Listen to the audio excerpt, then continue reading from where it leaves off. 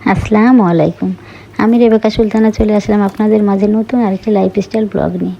আজকে তো শুক্রবার, সকালে ঘুম থেকে উঠে মাংসটা ভিজিয়ে দিয়েছি। নামাজের পরে মাংসটা ভিজিয়ে দিয়েছিলাম তাড়াতাড়ি ভিজবে সেজন্য।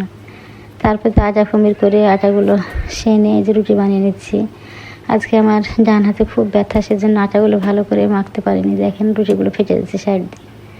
কী আর করার, ওইভাবে রুটিগুলো বানিয়ে নিচ্ছি। আটা যত সুন্দরভাবে খুমির করা হবে, মাখা হবে, রুটি তত ভালো হবে। আজকে ভালো হয়নি। রুটিগুলো তো বানিয়ে নিচ্ছি একে একে। মানে হাতে কিছু ধরাই যাচ্ছে না, হাতে এত ব্যথা করছে। রুটিগুলো অনেক কষ্টে বানিয়ে নিয়েছি। দেখেন রুটি ছেঁচকি দিয়ে তুলবো, হাত মানে ব্যথা করছে, ভালো লাগছে না। এই যে উল্টে যাচ্ছে, সোজাভাবে করতেই পারছি না। রুটিগুলো তো একে একে বানানো হয়ে যাচ্ছে আমার। আর বাইরে তো একবার বৃষ্টি হচ্ছে, একবার রোদ হচ্ছে, এইভাবে চলছে।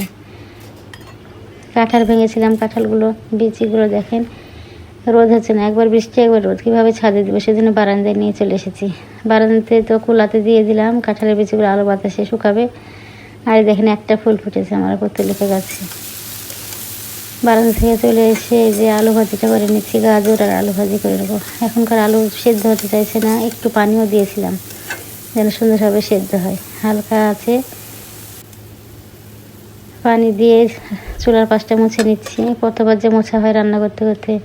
হালকা আছে ভাজিটা হোক, আমি ততক্ষণে ফার্নিচারগুলো মুছে নিই।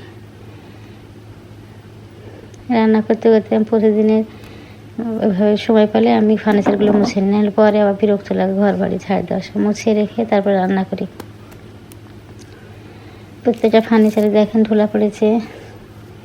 একদিন না পৌঁছলে এই ধুলাতে এত ধুলা হয়।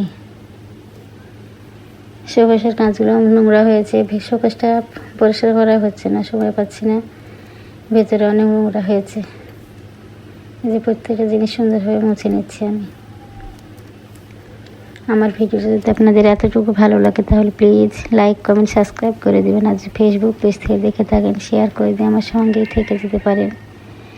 ডাইনিং টেবিলটা মুছে নিচ্ছি, গাছগুলোতে গোসল করে দিয়েছি, তারপর পানি চেঞ্জ করে আবার জায়গা মতন রেখে দিচ্ছি। মাঝে মাঝে আমি বারান্দায় দিই, রোদ বা আলো বাতাসে। ওইদিকে কাজ সেরে চলে আসলাম রান্নাঘরে। যে আলু ভাজাটা হয়ে গেছে, সেদ্ধ হয়ে গেছে, সুন্দরভাবে ঝরঝরা হয়েছে। আলু ভাজা যাবে, নামিয়ে নেব। আলু ভাজাটা নামিয়ে নিয়ে ডাইনিংয়ে খাবার দিয়ে দিলাম। রুটি, আম কেটে নিয়েছিলাম, কাঁঠাল আর আলু ভাজি। সকালে নাস্তাটা করে নিই, কারণ ততক্ষণে রুমগুলো পরিষ্কার করে নিই। দেখেন প্রত্যেকটা রুমে বেডগুলো ঝেড়ে নেব সুন্দরভাবে। এই রুমগুলো থাকা হয় না, শুধু প্রতিদিন পরিষ্কার করা হয়। যে কাপড়গুলো ভাঁজ করে রেখেছি সব কাচতে হবে, রোদ নাই। রোদ হলে কাচাকুচি শুরু হবে। সব বাইরে থেকে এসে কাপড়গুলো ভাঁজ করে রেখে দিই। প্রত্যেকটা রুম আমি সুন্দরভাবে গুছিয়ে নিয়েছি, তারপরে বেড কভারগুলো ঝেড়ে নিচ্ছি।